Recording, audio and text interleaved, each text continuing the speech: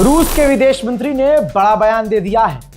एक बड़े देश की तरफ से ऐसा बयान काफी ज्यादा खतरनाक साबित हो सकता है दुश्मनों के लिए ईरान के।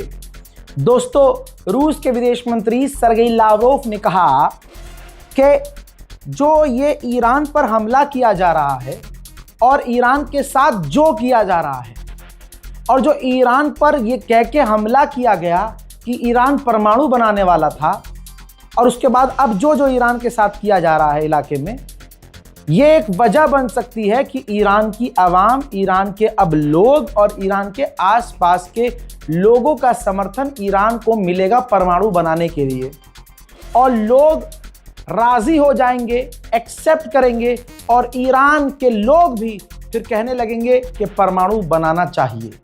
ना बनाकर और परमाणु से दूर होकर अगर ये सब कुछ हमारे साथ हो रहा है तो फिर परमाणु होना चाहिए।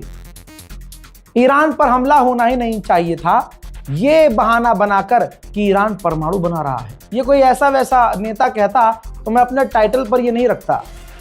टाइटल पर इसलिए है कि ये रूस है और रूस के विदेश मंत्री कोई हल्के फुल्के आदमी नहीं है। उधर जबरदस्ती उड़ता मिसाइल अपने पिछवाड़े में लेने को तड़प रहा है यूक्रेन।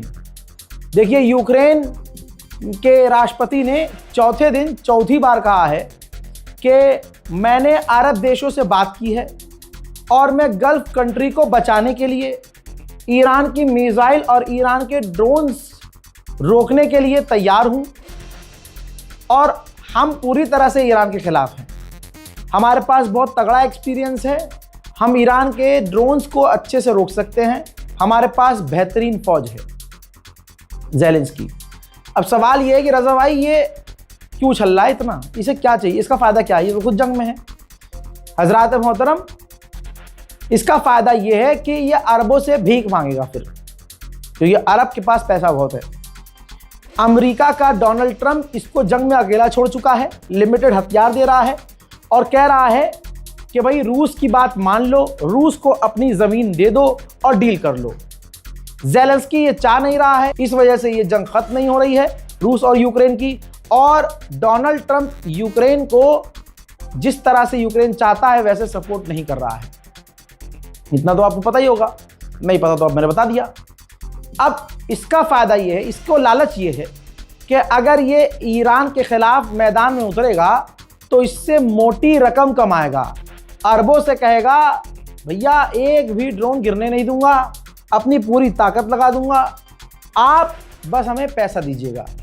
क्योंकि ये परसों बोल चुका है कि अगर हमें सपोर्ट किया गया हम आएंगे, ईरान की मिसाइल ड्रोन रोकेंगे और बस हमें डिफेंस सिस्टम चाहिए अपने मुल्क के लिए रूस के खिलाफ। अब यहाँ आप कहेंगे होना क्या चाहिए? यहाँ पर होना ये चाहिए कि रूस को सीधी धमकी देनी चाहिए।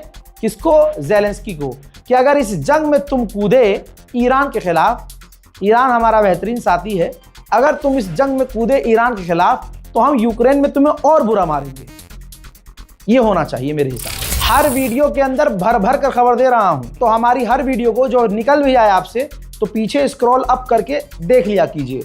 बैक टू बैक आएंगे ना, एक के बाद एक, तो पूरी सीरीज चल रही है तो आपको पूरी कहानी समझ में आएगी, पूरी टाइमलाइन समझ में आएगी। अब ब्रिटेन के एक ऑयल टैंकर पर, अल्लाह अकबर, ब्रिटेन के ऑयल टैंकर पर ड्रोन हमला हुआ।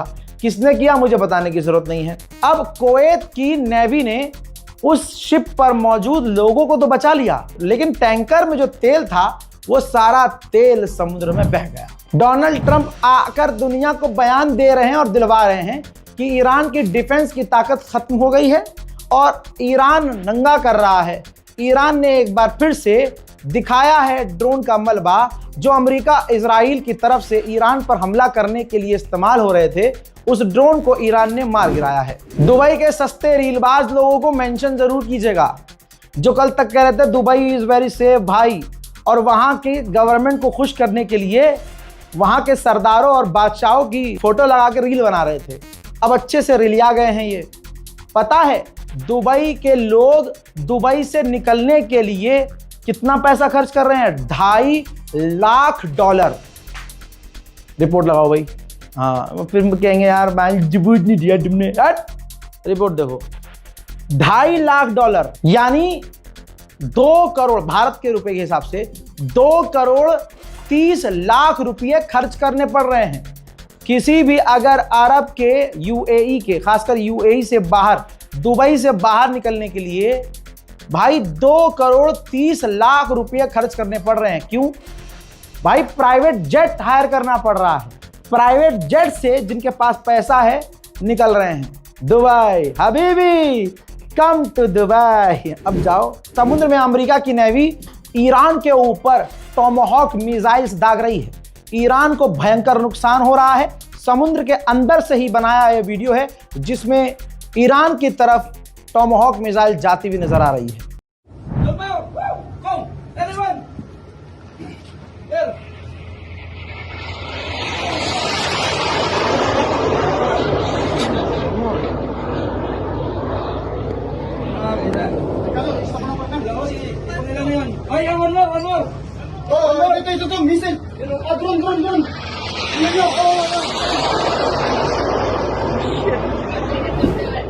हमने बताया था कि अमेरिका ने क्लेम किया है कि हमने ईरान की एक वॉरशिप डुबाई है। अमेरिका ने वीडियो जारी की है, जी हां, जिसमें ईरान का वॉरशिप डुबाते हुए उन्होंने तस्वीर जारी की है और ईरान का वॉरशिप इसमें डूबता हुआ नजर आ रहा है। वहीं ईरान के ऊपर खतरनाक अमेरिकी पिछले कई घंटे से हमले जारी हैं जिसमें ईरान को मोटा नुकसान हो रहा है। अब जो मंजर आप देखेंगे जितने भी, वो ईरान पर हमलों के हैं।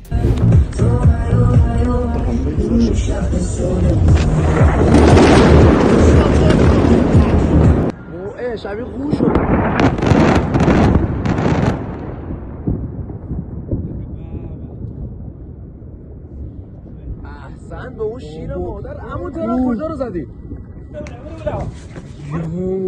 اونورم زد، اونورم زد، اونورم زد، اونورم زد. حاجی تو تله کورو داره میزنه. حاجی این خیلی نزدیکه. اونورو بگیر، اونورو بگیر. باشه باشه.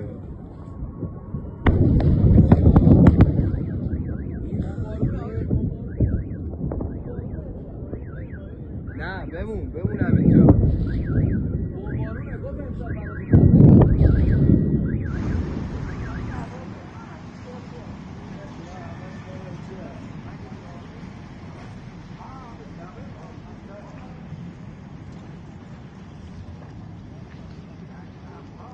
شیراز ساعت 6:23.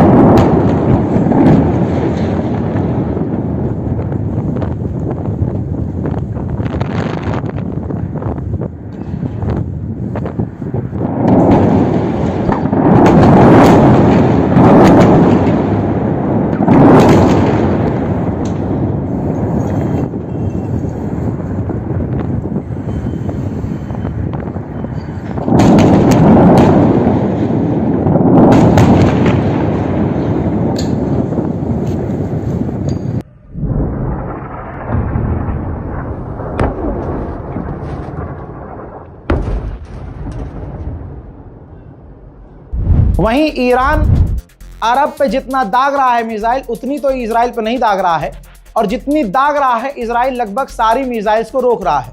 लेकिन एक मिसाइल जो गिर जा रही है इजराइल में तबाही मचा रही है। एक मिसाइल ईरान की इजराइल में गिरी है, देखिए।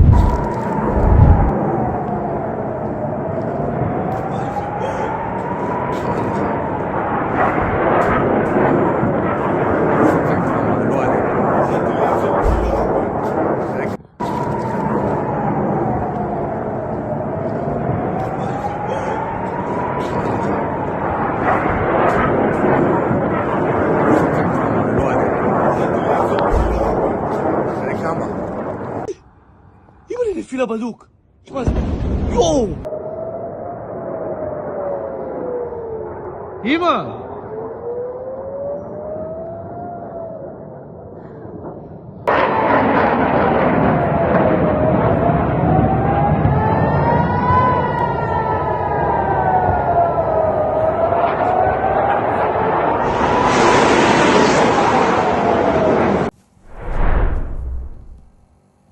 वहीं खबर यह है कि कतर उन लोगों से बिल्डिंग और होटल खाली करवा रहा है जिनके घर और होटल अमेरिकी एम्बेसी के पास है, क्योंकि कतर को डर है कि अब अमेरिका तो रोक नहीं पाएगा और हम भी नहीं रोक पा रहे कैमिकाजे ड्रोन्स को, तो ऐसा ना हो कि सिविलियंस निशाने पर आ जाएं। कतर ने कहा कि ईरान के Su-24 हमारे इलाके में घुस गए थे और हमारे इलाके में घुसकर अमेरिकी बेस पर हमला करने ले जा रहे थे। हमने उन्हें वार्न किया था, उन्होंने नहीं सुना, इसलिए हमने ईरान के Su-24 को मार गिराया। वहीं आपको बता दूं कि अब एशिया में भी ईरान की जंग का असर है।